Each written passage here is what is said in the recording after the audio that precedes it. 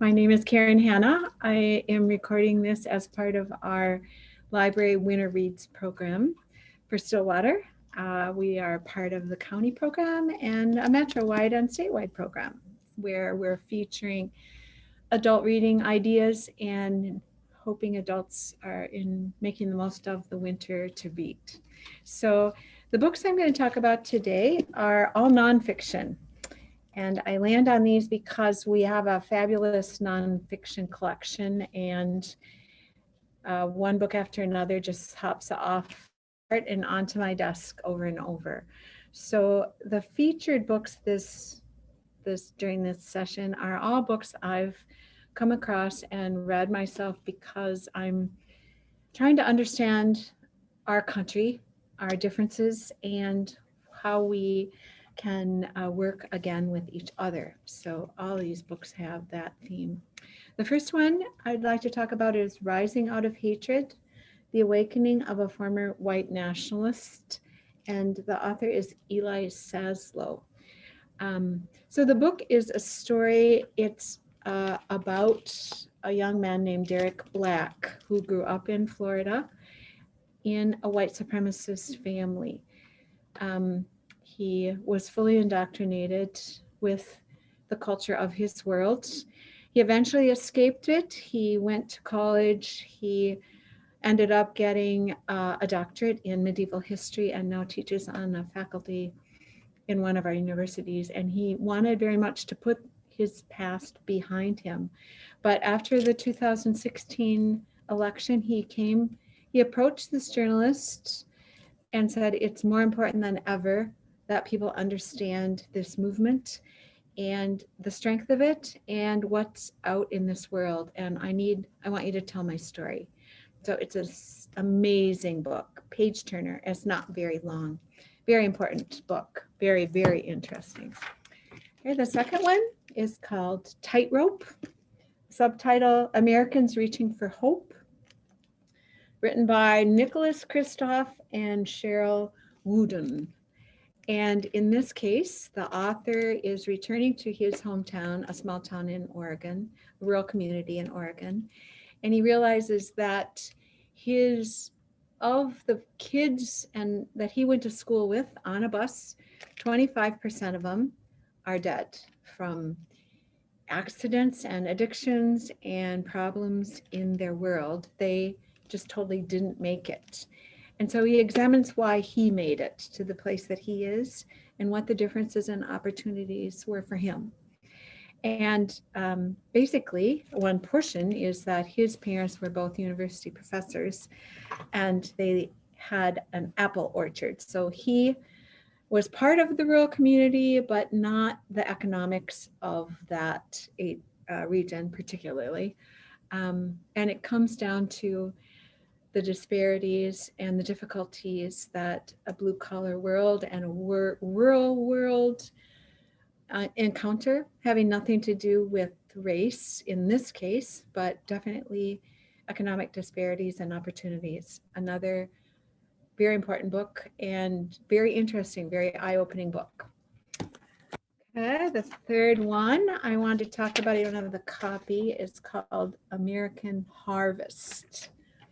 God, Country, and Farming in the Heartland, and the author is Marie Mockett, sorry.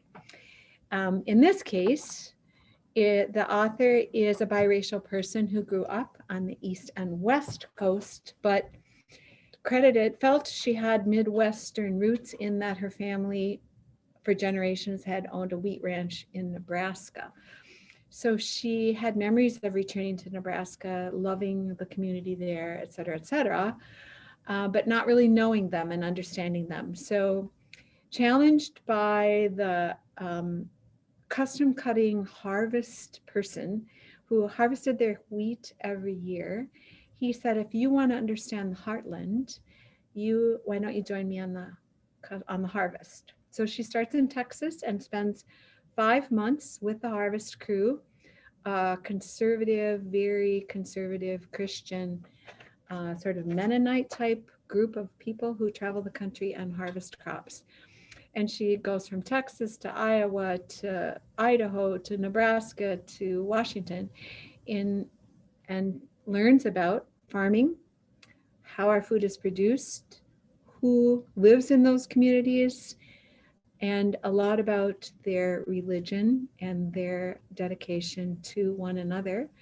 And again, a very eye-opening book and personal account and well written. Maybe a little long on harvesting, but still very interesting.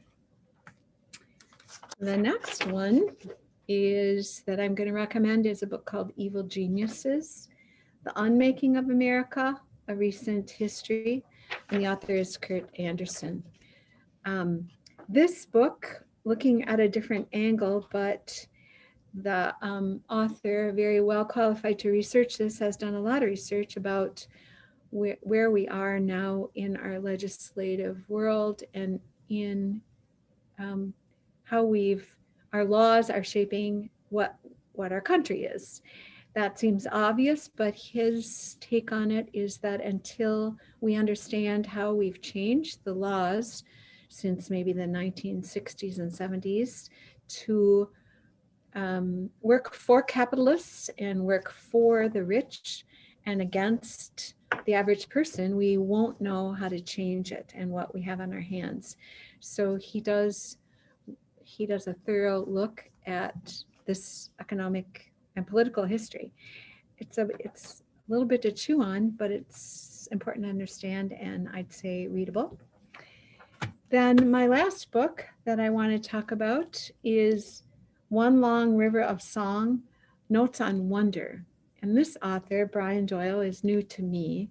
This is a collection of essays, just 2-page essays, but he is a beloved author of the Pacific Northwest particularly, and he writes about our everyday, the extraordinariness of everything that happens to us and the wonder in our world, and really, really features what's best in people and the magic of the world that we inhabit. So very easily read in small doses and definitely counters some of the more difficult reading that I might have suggested. I also want to say before I close that as part of winter reading, the Stillwater Library is offering a book group at the end of February where we've listed 10 titles, and our theme is our cities and our towns, and we're inviting people to read just one book and come together. It'll be a Zoom call to talk about what we've learned, things we didn't understand, or a new version of what we thought we knew, and have a community discussion about our country.